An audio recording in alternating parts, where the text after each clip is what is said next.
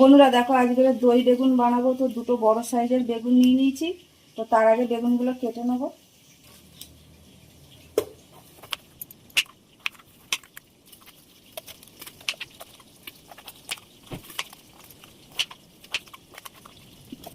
এগুলো কাটা হয়ে গেছে, আর একটা প্লেটে উঠিয়ে নিলাম।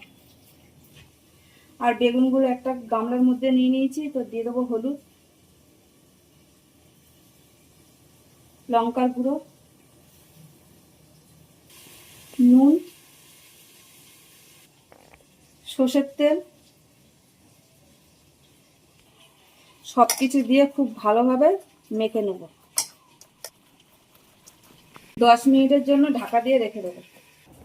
আর 10 মিনিট হয়ে গেছে। এবার বেগুনগুলো ভাজবো। তো কড়াই বসিয়েছি, তেলও দিয়ে দিয়েছি। তো বেগুনগুলো ভাজার জন্য দিয়ে দেবো। আর এখানে দই বেগুনের জন্য বাটিতে টক দই নিয়ে নিয়েছি 100 গ্রাম। দিয়ে দেবো অল্প ধনে গুঁড়ো, অল্প জিরে গুঁড়ো, হলুদ, লঙ্কার গুঁড়ো অল্প, নুন, স্বাদ মতন চিনি, সবকিছু দিয়ে এবার খুব ভালোভাবে মিশিয়ে নেব।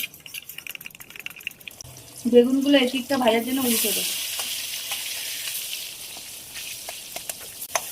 বেগুনগুলো ভাজা হয়ে গেছে, আর এবার উঠিয়ে নেব। ওই বেগুন ভাজার তেলের মধ্যে ফোড়নে দেবো সর্ষে, কাঁচা লঙ্কা, শুকনো লঙ্কা আর কারি পাতা। এবার টক দই আর মশলা দিয়ে যে মিশিয়ে রেখেছিলাম ওটা দিয়ে দেবো। মশলাটা একটু হালকা ভাজবো। তো ভাজার জন্য নেড়ে দিলাম। এবার ভেজে রাখা বেগুনগুলো দিয়ে দেবো। এগুলো দিয়ে একটু মিশিয়ে দেবো ভালো করে। ওপর থেকে একটু ধনে পাতা দিয়ে দেবো।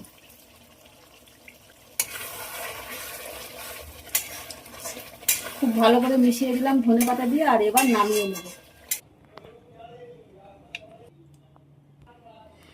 তো দই বেগুন কিন্তু একদম হয়ে গেছে। তো চলো আবার অন্য কোনো ভিডিও তোমাদের সাথে দেখা হবে।